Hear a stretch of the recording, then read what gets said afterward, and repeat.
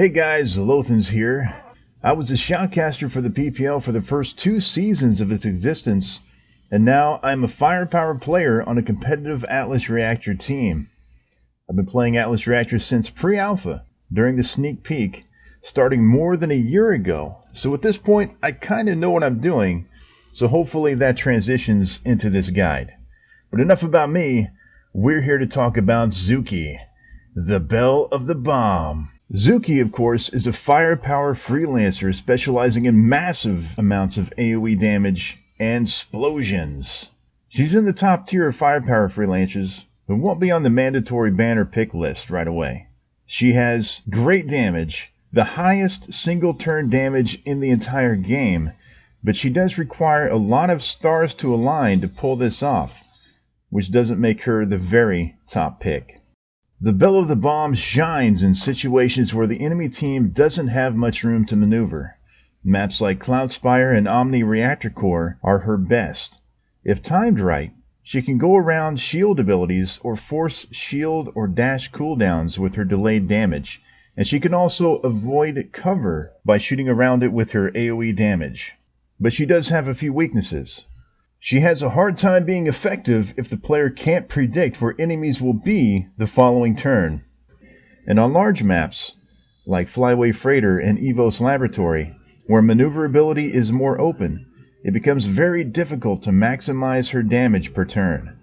She is, of course, susceptible to hard and soft crowd control, and if she is under pressure, her damage drops significantly as she has to run away and think about her own life.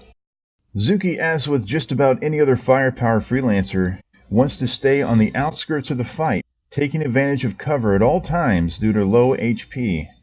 The only reason to step forward out of cover with Zuki is when her ult is coming up and her dash is also available, to pressure the enemy team with the threat of her ult, but with the get out of jail free card of her dash still there in her back pocket. Using her big one, or the Zuki Big Bada Booty Bomb as I like to call it, she can control a very large area of the map and force enemies to move where she wants them to instead of where they want to go. Forcing an enemy to use a long dash or shield cooldown with some sticky bombs or a well-placed big one is her specialty. 3, 2, 1, fire! Zuki's primary ability, Bombard, happens in the blast phase. This is her bread and butter. This primary ability is designed to annihilate tightly packed enemies. It does 32 direct and 22 AoE direct damage to nearby enemies. She can get around cover to hit for more damage with the AoE and punish enemies foolish enough to stand next to one another. It's got a range of 7 with the AoE hitting around 8. The mod that I personally take for this is called Rocket Fuel. It gives me 2 additional energy per enemy hit. It gives me faster ults, which means faster Zukimanias. Homemade cluster bombs! Her second ability is called Sticky Bomb. It happens also in the blast phase. Now are your enemies standing too close to one another, begging for some extra Zukimania? Throw some stickies on them and watch them dive for safety. Except there's nowhere to run, nowhere to hide. Once applied, this damage is guaranteed to hit for 26 indirect damage, which means it won't trigger any return damage abilities like Asana's Retribution Shield. It also has a base range of 7, and it is a large cone AoE ability. The mod that I personally take for this is called Shell Shocked. When applied, the target is weakened until the end of the next turn. Very, very good for boxing with other firepowers or frontliners for that matter. And despite the obvious reference to a World War I and World War II condition that destroyed many lives, this is the best mod for maximum Zukimania. Are you sure you want to stand there?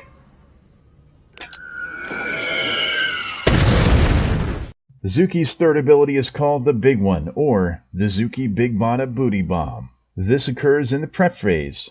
Are you ready to make people say, "Something's running down my leg, I hope it's sweat"? Place a Zuki Big Bada Booty Bomb where they're likely to move to next turn, and watch as they have to make the decision between taking ridiculous damage or leaving the fight. This ability does 50 damage to the very center square, 35 damage in the surrounding 3x3 area, and 20 damage in the outer ring. It has a minimum range of 4 and a maximum of 9. The mod that I take for this ability is that the middle 3x3 squares take additional 10 damage. That includes the very center of the big one, which means you can get 60 damage off if somebody is caught right in the center. Later, suckers! Zuki's fourth ability, her rocket jump. It occurs in the dash phase. Are people getting all up in your personal space? No worries. Use rocket jump to reposition yourself into a better position to dish out some more sweet explosions. The best part is, anyone silly enough to stand next to you will take 20 direct damage. But beware. Reflect abilities will get triggered by this and give away your landing position. It has a minimum range of 4 and a maximum range of 5, which means it is one of the weakest dashes in the game, but the damage more than makes up for that. The mod that I like to take on this ability is called Booster Jet. It grants Zuki the Energized buff until the end of the next turn, which means she can get her ultimate faster. I'd run if I were you. And now her final and fifth ability, Missile Storm, Zuki's ultimate. This begins in the prep phase and ends during the blast phase. Now, are you tired of the enemy team being alive? When Zuki gets her ult, they won't be for much longer. This ability locks onto enemy locations in the prep phase, launching missiles at those locations during the blast phase for 45 damage each. What this means is, enemies can dash or catalyst out of the area that you locked onto. The best tactic to use this ability is to go into an invisibility node and launch your ultimate from stealth. Combining this with either sticky bombs or the big one the turn before is when Zucomania truly runs wild, brother.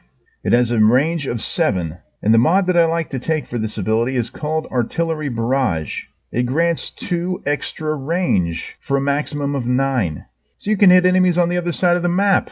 Who doesn't like that? So in closing, this guide is based around my own personal mod choices and my own personal playstyle. It's not going to work for everybody. So I always suggest you go in there, you play around with the mods, and see what works best for you in the end. But this will get you a good start if you don't know where to start, and we'll see you out there on the battlefield.